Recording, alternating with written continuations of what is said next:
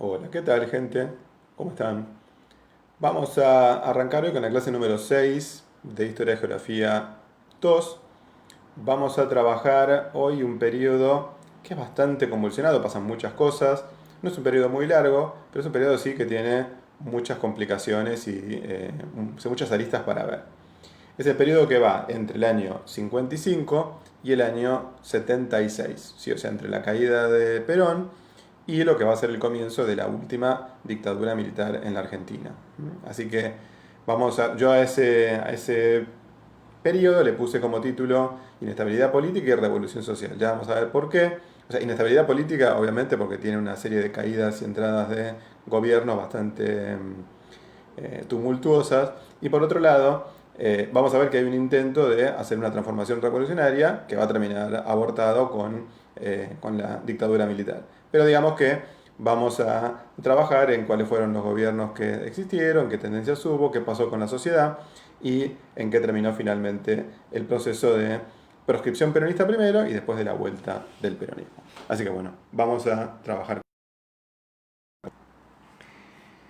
Eh, para que tengan un pantarazo muy general de cuáles son los periodos o los gobiernos que se dan en esta etapa, recuerden que dejamos la última clase con Perón y su último gobierno, si en 1955 es derrocado por un golpe militar, y hay una dictadura militar no muy larga, ¿sí? Entre el 55 y el 58, con el golpe que se autodenomina Revolución Libertadora. ¿Sí? Van a gobernar Lonardi y Aramburu, dos militares. Entre el año 58 y el año 66 va a haber gobiernos radicales, o sea, los militares aceptan convocar a elecciones sin los peronistas, o sea, se prohíbe al peronismo, y hay dos gobiernos que responden a las distintas del Partido Radical, que son Frondizi por un lado y Ilia después. Hay un golpe acá y después hay otro golpe, o sea, ninguno de los dos dura mucho porque son derrocados por golpes de Estado, pero es una etapa de gobiernos que son elegidos, pero con mucha intervención y mucha tutela militar por detrás. Finalmente, entre el 66 y el 73 hay una nueva dictadura militar, la dictadura de Onganía primero y después Livingston y Lanusse. Y después hay una breve etapa de retorno o de vuelta del peronismo, sí que había estado prohibido durante todo este periodo, entre el 55 y el 73. Los peronistas pueden volver a presentarse a elecciones y gobiernan en este periodo corto que se clausura con el golpe militar en 1976. Entonces vamos a tomar estos periodos y vamos a marcar algunas de las características más importantes de cada uno de ellos. Dijimos entonces que en 1955 las Fuerzas Armadas y todos los partidos antiperonistas, o sea, todos los partidos que estaban en desacuerdo con la gestión de Perón, participan de este golpe, y lo que hacen es, obviamente, prohibir al peronismo, ¿sí? Se dictan algunos decretos por los cuales no, o sea, no solo se interviene a los sindicatos, se prohíbe o se quita del gobierno a los peronistas, sino que además se prohíbe decir la palabra Perón, peronista, etcétera. O sea, hay una prohibición general de la participación del movimiento peronista en la política. Perón obviamente se exilia, o sea, se va al exterior, va recorriendo distintos países, va por eh, Paraguay, Panamá, Venezuela, finalmente se instala en España. Y entonces los gobiernos antiperonistas lo que hacen es debatir todo el tiempo, en todo este periodo, dos posturas o dos posiciones. Una que es la de convocar a elecciones, pero prohibiendo, lógicamente, al peronismo dentro de su mirada. O sea, tengan en cuenta que para la mirada de la gente que hizo el golpe de 55, el peronismo es algo semejante al nazismo, es una dictadura, y no quieren que vuelva. Entonces, lo que plantean es convocar a elecciones con el resto de los partidos políticos sin el peronismo, ¿sí? O con el peronismo prohibido. Otra de las posiciones que surge dentro de esas fuerzas antiperonistas es establecer una dictadura militar, ¿sí? Una dictadura militar que prohíbe a todos los partidos políticos y que dure un cierto tiempo. En esta discusión van a establecerse todos prácticamente los gobiernos que se van a dar hasta que el peronismo vuelva, ¿sí? Justamente esas fuerzas antiperonistas van a entonces intentar Este mecanismo de convocar a elecciones sin los peronistas en dos oportunidades. Yo digo que son dos intentos. Un primero, que se da con las elecciones de 1958, permite la victoria de Arturo Frondizi. Y un segundo intento, en 1963, le va a dar la victoria a Arturo Illia. Los dos son radicales, ¿sí? Pero fíjense que son de dos partidos diferentes. En este momento la Unión Cívica Radical se parte en dos. Una que se conoce como la Unión Cívica Radical Intransigente y otro como la Unión Cívica Radical del Pueblo. ¿Qué semejanzas y diferencias tienen cada uno? Bueno, la postura de la Unión Cívica Radical Intransigente es la de cambiar un poco el modelo económico. Recuerden que el modelo económico peronista era un modelo nacionalista, de que el Estado intervenga, de que el Estado invierta, protección a la industria interna y que intervenga poco el capital extranjero. El programa de Frondizi va a ser llamar al capital extranjero a que venga y que se instale dentro del país beneficiado por algún tipo de políticas impositivas o de crédito que le va a dar el Estado. ¿Sí? O sea, el desarrollismo llama a la inversión extranjera. En esta época Frondizi va a plantear dos grandes campañas, una que es lo que llama la batalla por el petróleo, con el cual hace varios negocios con empresas petroleras extranjeras para que vengan a explotar YPF. Y también van a establecerse un montón de empresas automotrices en el país. Por otro lado, la característica de Frondizi es que es una fuerza política que, como no era tan potente por su propia fuerza, busca negociar con los peronistas para que el peronismo le dé el apoyo y le dé los votos. De todos modos, nunca llega a ser una alianza absoluta con los peronistas, porque de hecho su propia política tampoco beneficia demasiado a la clase obrera y los sindicatos también se sublevan, pero es el más cercano al peronismo políticamente y por eso las Fuerzas Armadas no lo soportan demasiado y lo terminan tirando abajo con un golpe de Estado en 1962, cuando intenta abrir la política a la participación peronista. O sea, luego de ese golpe de Estado resurge la discusión entre los que quieren hacer elecciones y los que quieren hacer una dictadura. Los que quieren hacer una dictadura en ese momento se van a llamar los colorados dentro del ejército y los que quieren hacer elecciones se van a llamar los azules. Esto que sucede después del golpe de Estado de 1962, ¿sí? Azules contra colorados, lleva a una especie de, yo le pongo una mini guerra civil porque es un enfrentamiento entre dos sectores del ejército, y van a terminar ganando la fuerza de los azules. Cuando ganan los azules, obviamente se convoca a elecciones una vez más, y esta vez gana Illia, que es de la Unión Cívica Radical del Pueblo. Su programa político está, su programa económico, perdón, está más cerca del viejo peronismo, o sea, es un programa que descree de los extranjeros, de hecho hace un par de anulaciones de contratos petroleros de los que había firmado Frondizi, se pelea con laboratorios extranjeros, o sea, es un programa más nacionalista, pero tiene la particularidad de que es al mismo tiempo el más antiperonista, el que le resulta menos digerible la alianza con el peronismo y por lo tanto enfrenta a los sindicatos empiezan a hacer una serie de movilizaciones, huelgas, etc. Entonces, Illia no tiene mucha popularidad en ese sentido. Justamente el programa nacionalista es el que no le va a convencer a las empresas más grandes ni al capital extranjero, y eso va a hacer que el ejército una vez más intervenga y derroque a Illia con un nuevo golpe militar, esta vez en 1966. El golpe militar del 66 va a terminar justamente con el establecimiento de una nueva dictadura que esta vez tiene como objetivo quedarse. ¿Sí? O sea, de alguna manera triunfan los que plantean que hay que ser una dictadura militar duradera. ¿Sí? Los que en el golpe del 62 todavía planteaban con los azules que había que hacer elecciones, después de las dos experiencias de Frondizi y de Illia, se convencen de que ninguno de los dos les cae demasiado simpático, y entonces buscan hacer una dictadura militar en forma permanente.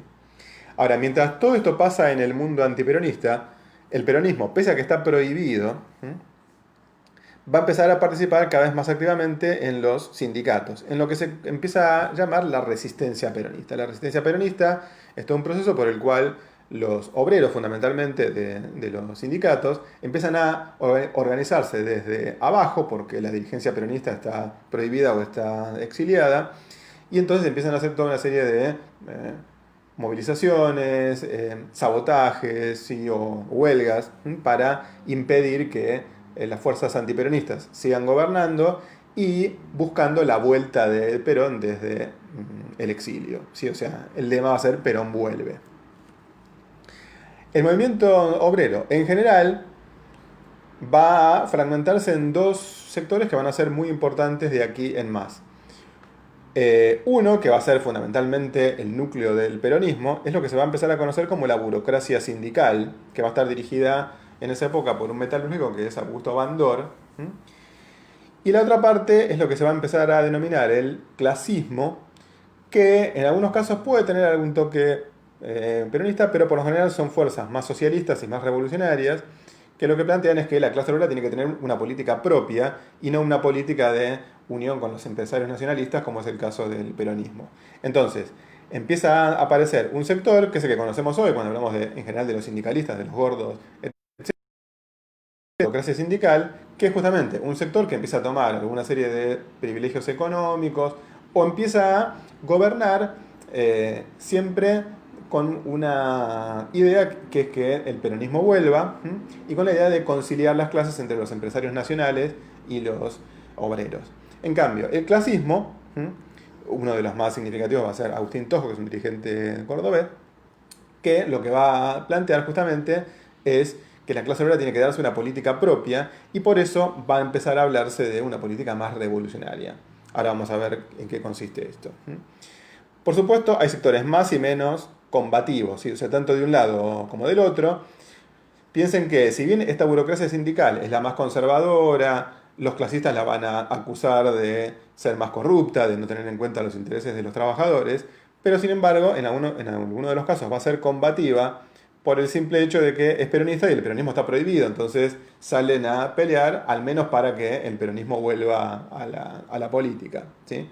Mientras que por lo general las fuerzas clasistas en todos los aspectos suelen ser más combativas, suelen hacer manifestaciones, huelgas, etc.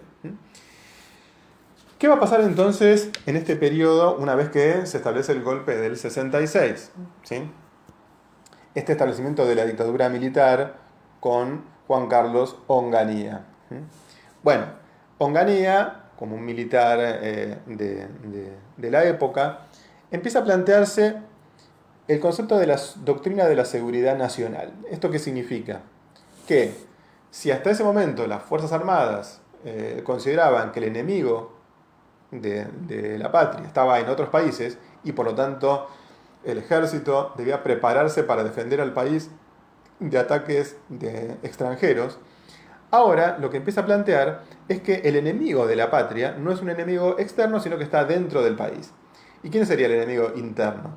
Justamente todos aquellos que están peleando por alguna forma de revolución social. Por ejemplo, socialistas, comunistas, y en esta época se mete también a los peronistas.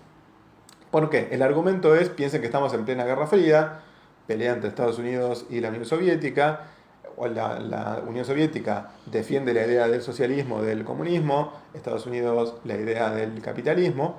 Entonces, el argumento de los militares es que todas las fuerzas que apoyan alguna forma de revolución socialista o de revolución social están de acuerdo con la Unión Soviética y entonces son enemigos, son infiltrados de la Unión Soviética y por tanto hay que enfrentarlos. O sea, piensen que estamos justamente ante una situación en donde efectivamente hay una posibilidad de revolución social. ¿Qué va a hacer entonces la dictadura militar? Prohíbe a todos los partidos políticos, a diferencia del golpe del 55, elimina a todos los partidos, peronistas, radicales, conservadores, todos. Reparte los cargos, digamos, entre los militares y va a tener una política más represiva que antes. Va a reprimir tanto al movimiento obrero, en su movimiento de huelga, como al movimiento estudiantil. Es muy conocida una de las represiones más importantes, que se conoce como la Noche de los Bastones Largos, en donde literalmente se le pega palazos a los estudiantes de la universidad.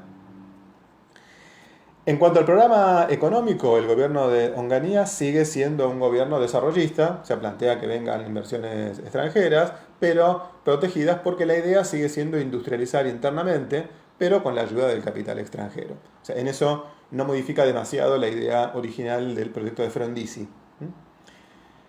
Eso lo contrapone con el peronismo, que tiene una idea más nacionalista. ¿Sí? Ahora bien, ¿con qué obstáculos se va a encontrar esta dictadura militar? Porque al principio la dictadura viene y dice, bueno, nosotros vamos a quedarnos por un tiempo largo, vamos a solucionar la economía primero, después la sociedad, después la política mucho más adelante.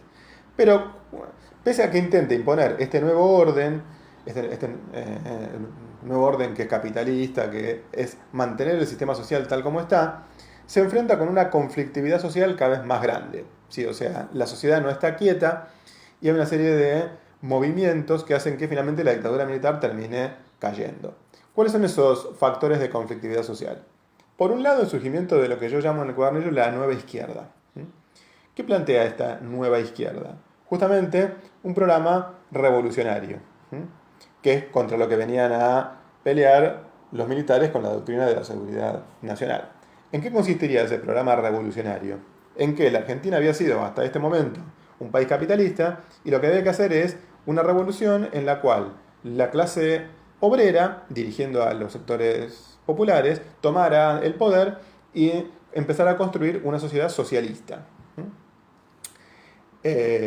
Piensen que en esta época estamos en un momento mundial de revolución socialista, ¿sí?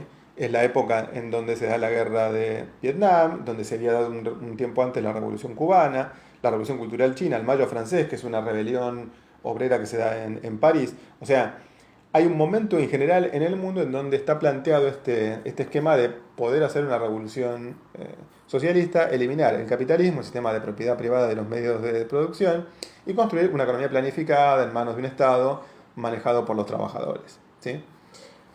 Ahora, esta nueva izquierda va a tener tanto un componente peronista, o sea, hay un sector del peronismo, incluso también del radicalismo, que va a radicalizarse y va a empezar a plantear esta idea del socialismo, que se va a cristalizar en la organización Montoneros. Y también hay sectores de izquierda revolucionaria que van a ser directamente marxistas o socialistas, ¿sí? Quizá el más importante, el más numeroso, va a ser el que se conoce como el PRT, o Partido Revolucionario de los Trabajadores, que arma un brazo armado, o sea, una organización armada que se conoce como el Ejército Revolucionario del Pueblo. Y también hay otros sectores del marxismo que plantean no hacer una lucha armada, sino simplemente hacer grandes insurrecciones populares, o sea, movilizar a la clase obrera, entrar dentro de los sindicatos para hacer rebeliones que sean populares, que es el caso del Partido Comunista Revolucionario y del Partido Socialista de los Trabajadores. Entonces, fíjense que todas estas fuerzas de la nueva izquierda básicamente marcan estos dos métodos, o bien hacer algún tipo de guerra de guerrillas, o sea, lucha armada, o bien el mecanismo de la insurrección de masas. En esta época se van a dar las dos cosas, pero una de las más significativas que empieza a crecer es justamente la rebelión de masas, ¿sí? O sea, en todo este periodo, el que va entre el 68 y el 72, se dan varias rebeliones populares masivas, ¿sí? Imagínense lo que pasó en 2001, una gran rebelión con mucha gente en la calle que desborda a la policía local. Este tipo de rebeliones se dan en Rosario 2 veces, en Tucumán, en Mendoza y en Córdoba 2 veces. La más conocida es la que se conoce como el Cordobazo, que desborda a la policía, tienen que mandar al ejército para reprimirla, y más tarde se da otra que se conoce como el Viborazo. O sea, de lo que estamos hablando es de una situación en donde, como la economía viene deteriorándose lentamente y la dictadura militar intenta imponer un ajuste, o sea, sobre los trabajadores, hay una rebelión popular y el tema es que esa rebelión popular está sostenida por este avance de la nueva izquierda revolucionaria. Entonces, podemos decir que efectivamente en la Argentina surge una situación revolucionaria, o sea, la posibilidad de que efectivamente haya una toma del poder por parte de los trabajadores. ¿Esto a qué lleva? A que los militares, que habían prohibido al peronismo, ahora, como tienen más miedo a la revolución social que a Perón, lo que hacen es empezar a negociar con Perón y finalmente le permiten que vuelva a la Argentina, esperando que ponga paños fríos antes de que lo supere la situación revolucionaria. O sea, Perón llega justamente para intentar frenar ese proceso de revolución y conflictividad social. Con lo cual, el peronismo consigue finalmente volver al gobierno después de 17 años. Bueno, se presenta a elecciones y va a tener 3 periodos de gobierno muy cortitos entre el año 73 y el año 76. Los 3 gobiernos que van a hacer los gobiernos peronistas van a ser el de Héctor Cámpora, que dura muy poquito, apenas 50 días. Después el de el propio Perón. Y finalmente el periodo más largo, que es el de Isabel Perón, que era la última mujer de Perón, que finalmente va a ser la que es derrocada en el golpe de Estado. Pero lo importante, o sea, para ver dentro de estos 3 periodos, es cómo el peronismo se termina dividiendo en 2 sectores claramente enfrentados. Hay un sector que es el que se conoce como los ortodoxos o la derecha peronista, y otro sector que se conoce como la tendencia revolucionaria o la izquierda peronista. Piensen que esto está de la mano de cómo venía dándose la historia anterior. Esta izquierda peronista es la que, dijimos, se constituye alrededor del surgimiento de la nueva izquierda, y los ortodoxos son los que están nucleados básicamente en los sindicatos. ¿Sí? ¿Qué diferencia hay entre uno y otro? Bueno, la derecha peronista, sostenida fundamentalmente en la burocracia sindical y en los políticos tradicionales peronistas. Su proyecto es nacionalista, o sea, el mismo proyecto de Perón en el año 45, o sea, que el Estado intervenga, protección industrial, etcétera, pero es anticomunista, o sea, manteniendo la idea de la tercera posición, no están ni con la Unión Soviética ni con los Estados Unidos, y creen que no hay que hacer una revolución socialista, sino que hay que alentar el capitalismo nacional. Por otro lado, lo que se llama la tendencia revolucionaria está compuesta por las organizaciones armadas, las organizaciones de la guerrilla peronista, y muchos sectores juveniles. O sea, va a haber incluso sindicatos que tienen que ver con estas organizaciones juveniles. Y por supuesto su planteo es el de hacer una revolución socialista, o sea, construir esta economía planificada, y van a ser más amigos o están más cercanos de la Unión Soviética. Obviamente, estas dos alas empiezan a enfrentarse cada vez más violentamente.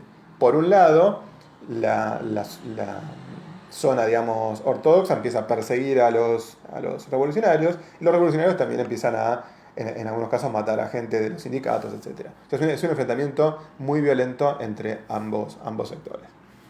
¿Cómo se juega esto en los 3 gobiernos que comentamos? En la etapa de Cámpora, Cámpora se apoya en la tendencia de izquierda. O sea, si bien Cámpora es un tipo fiel a Perón, mete dentro de su gabinete gente que tiene más afinidad o más tendencia cercana a la de la tendencia revolucionaria. El tema es que mientras Cámpora está gobernando, se produce un incidente en donde Perón se tenía programado una vuelta desde España. Hay una gran recepción en la Argentina, y lo que se produce es que los que organizan el acto son del sector ortodoxo, y cuando van llegando las grandes columnas de la izquierda empiezan a disparar, hay una serie de tiroteos en lo que se conoce como la masacre de Ezeiza, y eso ya marca una gran diferencia entre un sector y otro. Cámpora después de eso renuncia, se convocan elecciones nuevas y gana Perón por una mayoría bastante importante. Pero Perón tiene la particularidad de que se apoya ya no en la izquierda como Cámpora, sino en la derecha. Y lo que hace es venir a, según dice él, combatir a los infiltrados. O sea, él considera que la izquierda son infiltrados dentro del movimiento peronista, que para él es nacionalista. Entonces, cuando Perón llega, bueno, se propone el famoso pacto social, que sería una especie de tregua entre los empresarios, los sindicatos y el gobierno, con congelamiento de precios, etc. O sea, intentan frenar el tema de inflación. Esto no va a durar mucho, porque de hecho la inflación después se dispara en una crisis económica, pero en el corto gobierno de Perón se intenta armar esto. El tema es que Perón muere. Cuando muere lo sucede su esposa, que era la vicepresidenta, que también se recuesta en la derecha, al punto que la izquierda pasa a la clandestinidad, pasa a oponerse abiertamente, o sea, son peronistas, pero pasan a oponerse abiertamente al gobierno de Isabel. Y el gobierno de Isabel tiene estas dos características. Obviamente, persigue cada vez más a la izquierda, peronista y no peronista. De hecho, crea, ya, o sea, ya en la época de Perón, pero ahora se recrudece, crea una organización que se conoce como la AAA, compuesta por exmilitares, policías, que empieza a asesinar gente de izquierda. O sea, es un gobierno claramente en contra de los sectores de la izquierda del peronismo y del socialismo. Y Isabel tiene otro gran problema, que es que sufre una gran crisis económica. Hay un proceso de crisis a nivel mundial que hace que caigan los precios de las materias primas, etcétera. Eso hace que se disparen los precios. A esta crisis se la conoce como el Rodrigazo, porque es un proceso de inflación importante, suben las tarifas, etcétera. Eso hace que las bases obreras peronistas empiecen a moverse incluso en contra del propio gobierno peronista. Esto hace que las fuerzas de sindicalismo clasista y las fuerzas de la izquierda empiecen a ser las que dirigen esas movilizaciones. De hecho, se forman toda una serie de comités en las fábricas, por ejemplo, de la zona norte del Gran Buenos Aires, que empiezan a dirigir una serie de manifestaciones.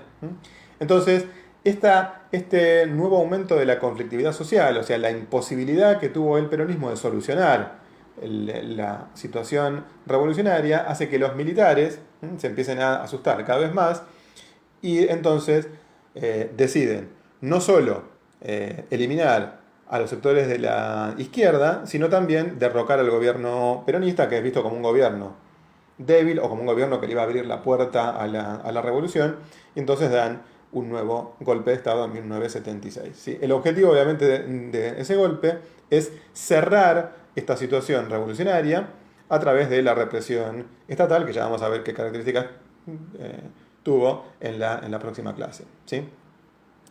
Así que bueno, fíjense que este periodo es un periodo bastante convulsionado, y va a desembocar en lo que va a ser después la dictadura militar, y también están dándose a partir de ahí toda una serie de transformaciones económicas. En todo este periodo se mantiene la sustitución de importaciones, o sea, esta idea de una economía protegida, pero con la entrada de capital extranjero. Así que bueno, en la próxima clase vamos a cerrar, ya hacemos el último periodo, y vamos a trabajar con la dictadura y con los gobiernos democráticos posteriores a la dictadura, algunas características también muy generales, hasta la situación actual. Así que bueno, sigan estudiando, suerte para los que ya empiecen a dar los exámenes y nos vemos en la próxima.